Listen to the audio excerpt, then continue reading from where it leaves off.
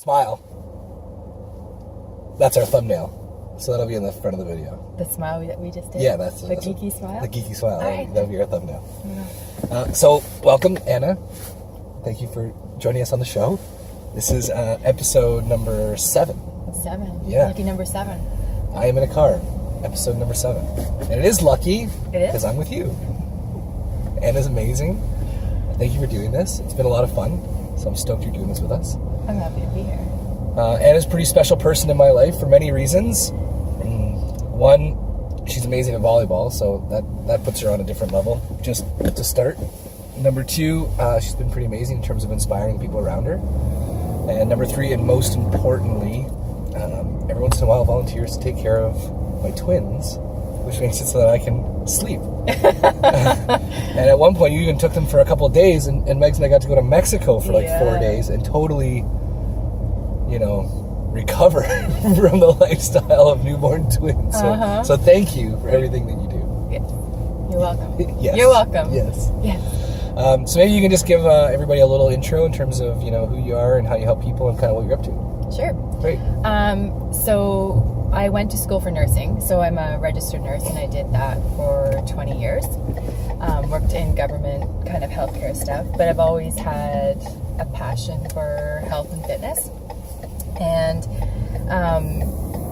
kind of was getting a little bit tired and burnt out actually from my nursing job, and kind of around the time all that was happening, started getting involved in doing some business building with a network marketing company for health products, which kind of led from one thing to another, and to the point where I was able to leave my nursing career.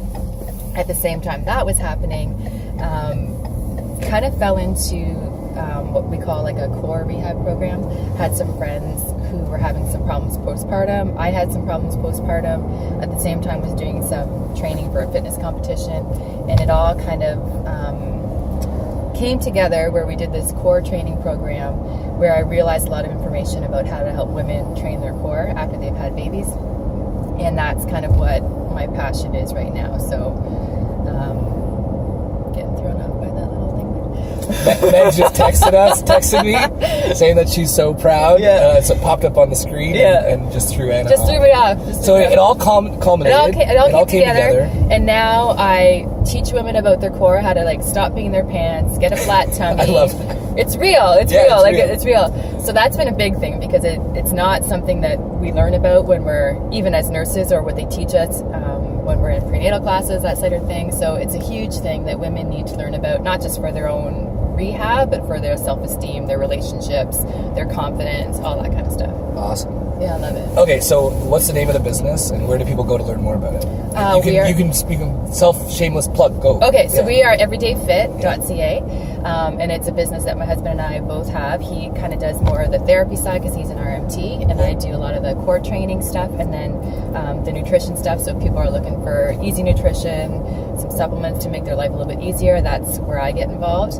And we called it Everyday Fit because we believe in, you're not just a physical being. You have to take care of yourself, your mental being, your spiritual being, recovery, all that sort of thing. So it's all encompassing. And it's not about the magazine beach body. It's about everyday fit. It's about being functional, about a healthy lifestyle. It's about actually being able to pick your kids up without worrying about hurting your back. Absolutely. Right. It's about finding joy in whatever activity it is. It doesn't have. It's not a pre-molded activity that makes you fit. Awesome. Yeah. I love it. Okay, so there was something you said there that was kind of interesting to me around this idea that you had a nursing job. Yes.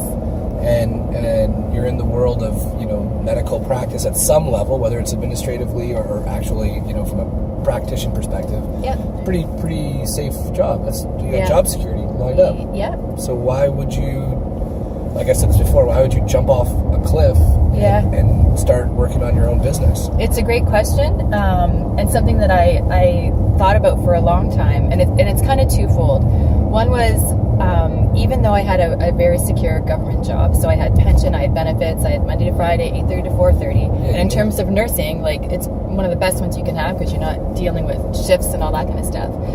Graveyard shift. Yeah, and my body couldn't handle that. And but we actually went on strike. So even having a government job, we went on strike for 2 weeks. And it was kind of in those 2 weeks where I realized that A, there is no really any secure job anywhere. Governments can change their mind anytime they want to. And B, it has to come to a point where you really just have to follow what your passion is telling you to do. And I was losing, I wasn't, my values, what I wanted to do with nursing and what I believed with health wasn't fitting into that model anymore.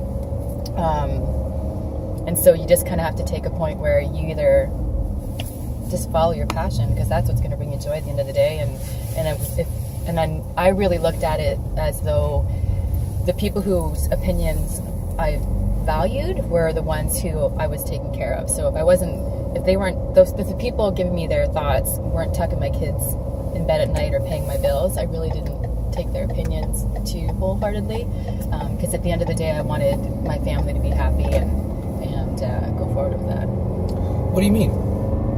Those opinions of those people, I didn't catch that. Okay. So good. Oh yeah, I kind of jumped over that. That's okay. So I grew up very. I had this blueprint in my mind where I would go to school, I would get a good job, and I would have a pension, and that would be it. And so for that security, and a lot of people think that mindset is the best way to go. And my parents were a great example, and only because they were trying to protect me and didn't want me to fail, right? Yep. So it was having to kind of prove to myself and prove to them that you don't have to have that Monday to Friday, 8:30 to 4:30 in order to find success in however you determine it to be. So maybe I was making less money, I'm not, but when you follow your passion, you find a way and you end up making more money anyway, right? Yeah, I think that's brilliant, and I totally subscribe to that philosophy. One of the things I get a lot of feedback from people, though, that are trying to find their passion. Yeah.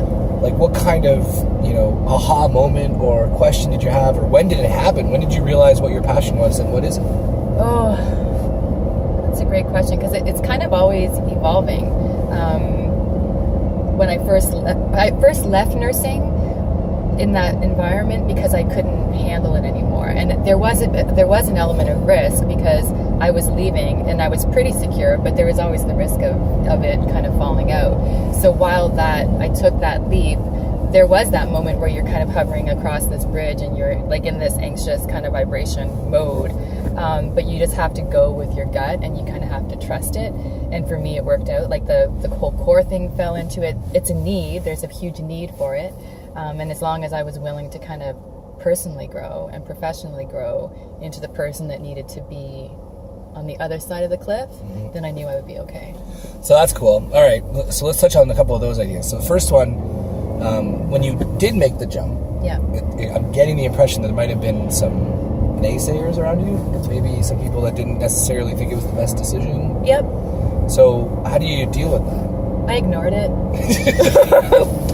Yep, that's pretty straightforward. Yeah. I love it. Yeah. Well, there's so many people that I've heard anyway that have been talking about, jumping off this cliff, starting their own business, and a lot of people are like, hey, are you sure? It can be scary. Yeah. Don't do it. You have a great job. Yeah. And so I like that. I love how simple your answer is. Just ignored it. Yeah. Yeah. All right, cool. And then this other thing that you just referenced, I think is really important, this idea of personal growth and professional growth, to be that person on the other side of the bridge. What does that mean? Like, what are you doing on a day-to-day, week-to-week, month-to-month basis to grow yourself personally and professionally? Yeah, I've really, it's kind of like I think there's like a gradient to the whole personal and professional development. So I read every day. I never used to be one that liked to read. I was in university. If I wanted to fall asleep, I would read one of my textbooks and I'd be out in probably 2 minutes flat. Perfect. Insomnia was not an issue. It was not an issue. And now I'm just loving to read personal development books. Like I set my alarm early in the morning before everybody gets up because I love to get up when the house is quiet, have my coffee, read my books, and just set my mind for the day. And so there's that. What kind of books? Give us some examples. Right. I've read The Secret. Was probably one of my favorite. Yeah. Right now I'm reading A Happy Pocket Full of Money. Okay. Have you seen that one? Nope. It's a really, really good book. I can't put that one down. I'm only like a quarter of the way through it. But amazing. It talks about wealth, abundance, and joy, and wealth not necessarily meaning money, but wealth in every aspect of your life. So there's that. And then I think depending on what, I don't know, if you have blockages and what you want to achieve, then you can kind of look at diving deeper into doing, hiring a coach or whatever to look at helping you through some of those things. And when you say blockages, you're talking about like mindsets, maybe like self-limiting belief systems? Absolutely, yeah. So, and this I hear this a lot from people that are like, feeling successful, on the right path, and how they've had to like break through certain mindsets. Yeah.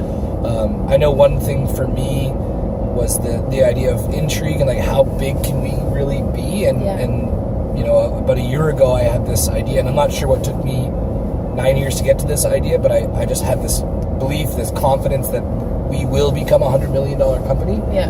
And not for the sake of having $100 million, but for the sake of empowering leaders in like 1,000 different communities and like having like real impact on people. Yeah. And I'm not sure why that number came to me, whatever it is, but man, it's freeing. Yeah. Right? Yeah. So I'm just curious, is there a limiting belief system that you had, that you were aware of, that you broke through, and how did you do it? I did actually just have one, probably, 3 days ago.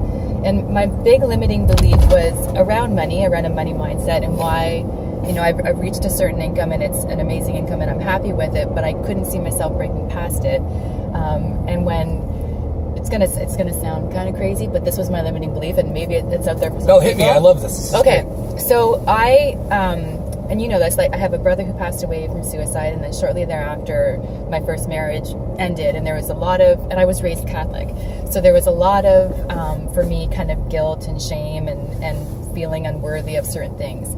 And I think for me, I didn't feel like I was deserving of earning more. I was deserving of being worthy of that, or all of those things kind of encompassing around that. Yeah. So as I'm reading my Happy Pocket Full of Money, I had this kind of aha moment. I'm like, well, why do I have that limiting belief? So I started kind of going back in my childhood, and when we were young, we were raised Catholic, so we went to confession, like regular or whatever, and we would go, and even if I called my brother a name, or I said I didn't like my parents, I would confess that to the priest. He would tell me to do X number of Hail Marys and Our Fathers, and then he would tell me I was forgiven, and I was forgiven, and I would move on.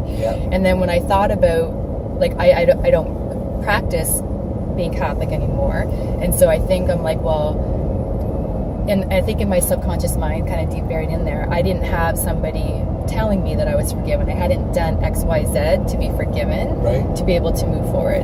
So when I reflected on it, I'm like, well, I don't practice being Catholic anymore, so I don't really need the priest to tell me I'm forgiven. I don't need to do those things.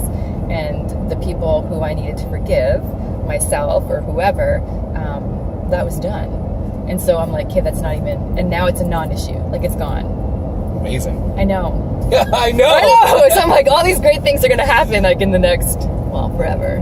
So, okay, which is amazing. So first of all, how much time did you take reflecting on that? That process took, like, I don't know, less than a minute.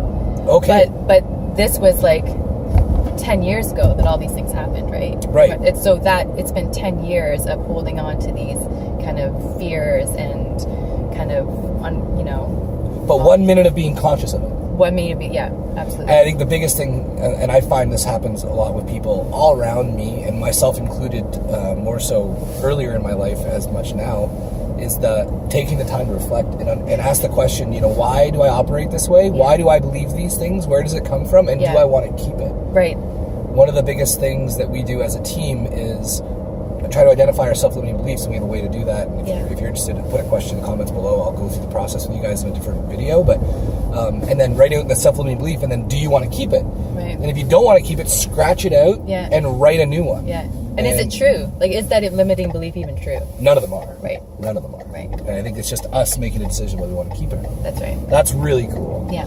So then, on a bit more of a you level, day to day, Anna, Everyday Fit, what you're doing with Isa. Yeah. Is there a philosophy or a mantra or something you keep in mind that kind of keeps you on track?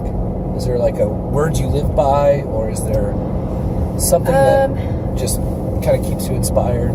I try to live with integrity, so if I'm, building a business, I would ask myself, would I hire myself today? Right? Cool. Yeah. So what does that question mean to you? So do I get up? Do I have a plan? So I'm not saying that I have to work X number, like whatever my plan is. Am I consistent? Am I following through on what I'm saying I'm going to follow through? Am I kind of duplicating that for other people? Just kind of leading by example. Would I hire myself today? Yeah. I think that's kind of neat because the answer really is, am I cheating myself or am I being true to what I'm trying to do? Right. That's cool. Yeah.